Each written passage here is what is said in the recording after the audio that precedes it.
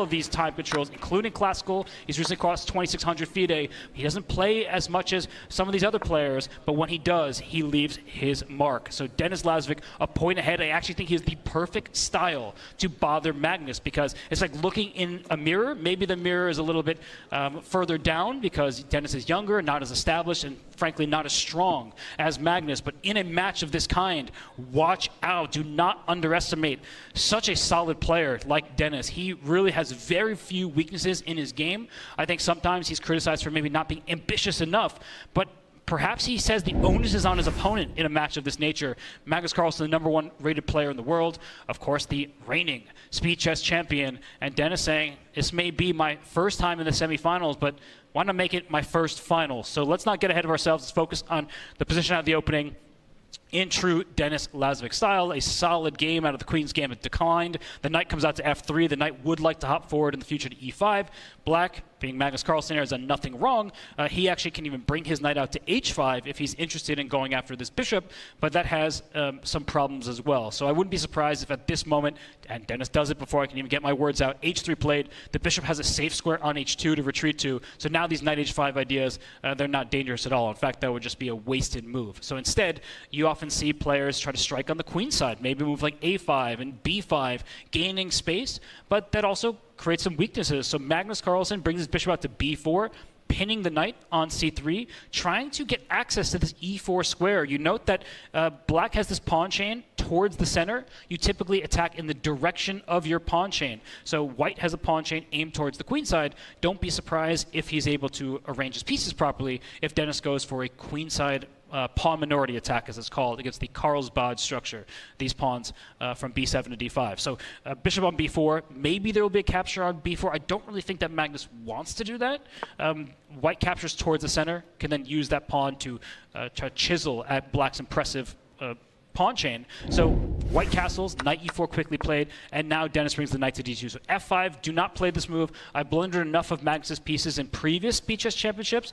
One of the famous calls alongside my good friend Daniel Naroditsky, when I just put a bishop on a square, and Magnus eventually did it, and Hikaru took that piece. So f5 would have blundered a bishop. Instead, we saw the knight retreat quickly. Denis brings his bishop to e5. Bishop is threatening to take on f6. The e4 pawn is threatened, so perhaps it's time for Magnus to take on c3, but after b takes, white's pawn structure is improved. You're capturing towards the center. Denis is really playing some impressive chess, and quick chess. Look at that, queen to b3, hitting the bishop, eyeing the pawn on b7 behind it. How would you defend it? Pawn to a5 perhaps? Little move, pawn to a3. That bishop is going to move whether you like it or not, and it probably will leave the board after bishop takes d3.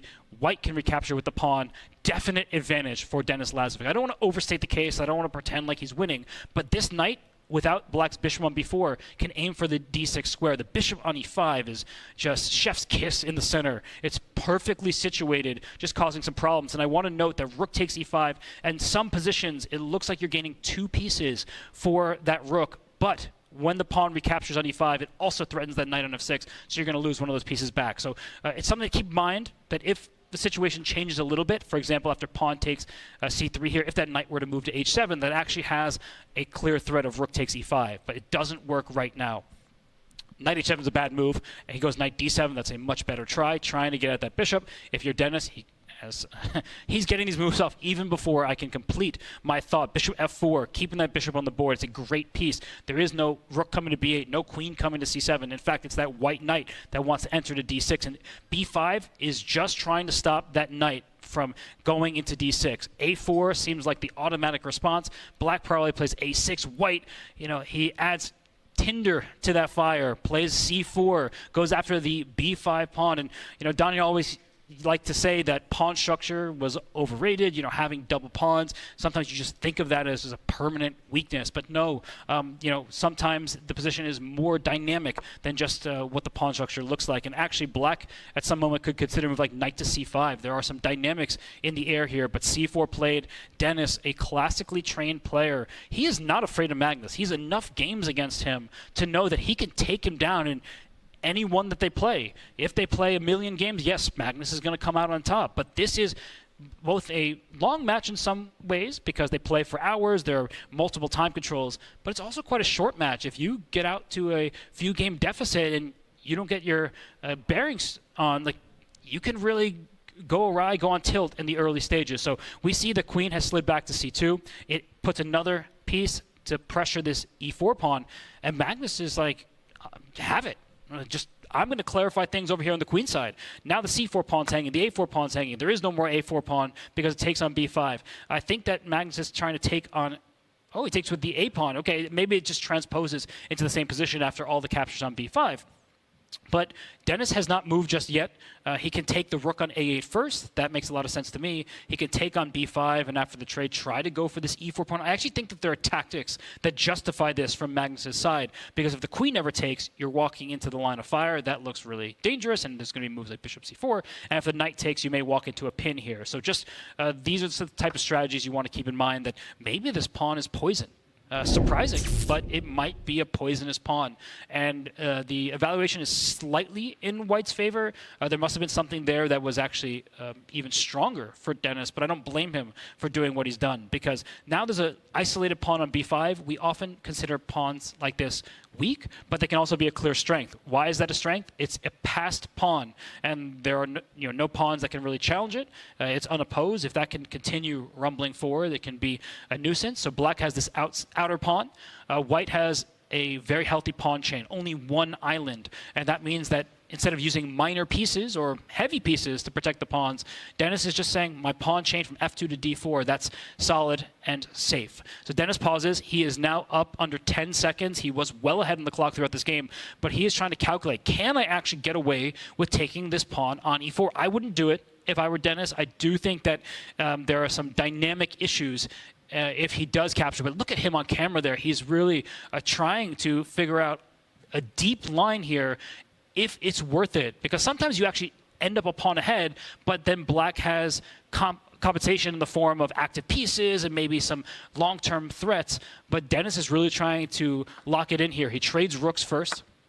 After queen takes a8, the queen does protect that pawn on e4, gives it one defender, and I think that now knight takes e4, there's bishop c4 hitting this rook, and then that knight is under attack 2 different times. So right now, we're looking at this e4 pawn. It does seem protected. Queen takes e4. We get the trade of queens. And in the end, after the knight lands there, I've been saying this for a while, the rook on e8, it's doing a good job of defending through the bishop. There's going to be a bishop c4 idea. So instead, Denis goes rook to b1. He wants to win that b5 pawn directly. But now the evaluation has gone in Magnus Carlsen's favor. Why could that be? It might mean that the pawn on b5 is immune, and I actually see why. Knight to c4. If rook takes b5, that looks good, but imagine this knight going to a3. That looks like a magical arrow, but it's actually doesn't take so much effort. Once the knight goes to c4, that rook cannot capture on b5 because there's a fork on a3. So knight c4 is a great opportunity here for Magnus. And you see, he sees something. Like, he's looking at this board like a man who knows that he has something available to him. He's actually bopping his head a little bit, and knight c4 is that move. Now, trading off pieces with bishops of opposite color, we often think that leads directly to a draw, but not in a position of this nature where Black has that outside pass pawn that White needs to use his forces to prevent from continuing to go to the other side. Magnus, he leans back in the chair. He's not sure what to do. I think if this were a bullet game, he would have played knight c4, but it's quickly becoming a bullet game as Magnus now is dropping to 50 seconds. Denis a minute 8. That's bad news for Magnus. We heard that Denis maybe not as strong as the others in bullet in this field. He gets that 1 second bonus time with each and every move played, and he is in good shape. We know that from the first game that was played here, and even in this position, he is doing just fine. So rook c8 played, hitting the queen. That's the blue arrow is not mine, I promise you. That's the the board telling us that that is the only move here that keeps the balance. But it's an uncomfortable move to make in some ways because there will be some pins, and maybe after queen takes e4, this is my arrow now, bishop d5. It aims right towards the white king. But queen takes e4, that is the only move here that allows equality and is played. So Denis is actually now better because bishop d5 was not the correct response. Instead, knight d5 was played. Bishop takes g2 actually walks into e4, and the bishop is trapped on g2. The queen and bishop, the circulation is cut off, and g2 would you win a pawn but lose a bishop, not worth it. Knight c4 played, given an exclamation point. But I actually think that the previous move,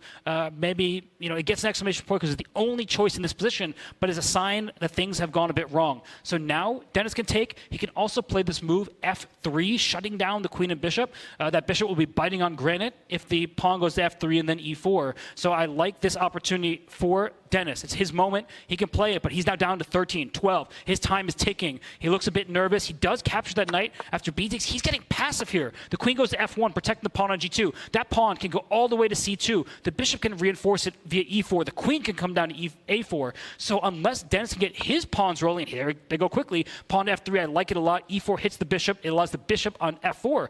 That's why I like g5 in response. It may be a risky move from Magnus, but that bishop is not actually helping to prevent that black pass. So queen e3 check, do not block with the queen. That drops the rook. The king has to move now. Goes to h2. Good choice. The bishop on d5 is under attack. I would play bishop c4, hitting the queen on f1. But you have to watch out. Maybe rook takes c2, rook takes c8, and there's rook h8, rook g8, a drawing mechanism there. So bishop b3 played. Magnus clearly trying to play for a win. But queen g1, a passive move from Denis, what he would really love. Okay, the queens are gone now. I was going to say he would love to get a queen over on f6. No longer possible. d5 played, going bishop b2. So now it looks like white is stuck. You can't move your rook to take. That allows black to get a queen. Now f5 hits the pawn e4. f4 check. The king goes back. It seems like black is winning. The engine suggests as much. It's because the black king is now being used as a weapon in this endgame. And at some moment, the bishop can slide back to stop the white pawns, and perhaps the black king can move in. Here, the bishop will go to f5. What beautiful rerouting here by Magnus, because he's able to stop the pawns. But now he goes bishop to f5, protecting the pawn. The rook covers. Now the rook can capture. The extra pawn is now for Magnus Carlsen. He is definitely going to take this game unless something goes wildly wrong for him. And, well, 2 seconds on the clock for both players. Rook a6 check. The king goes up. The rook can come down to b1 in the near future. The king and the bishop, that's badly coordinated pieces. Rook to a1. It's very passive. The black king can come in. And this, I think, is game over. Magnus Carlsen wins game 2 by resignation. It would have been checkmate on the board.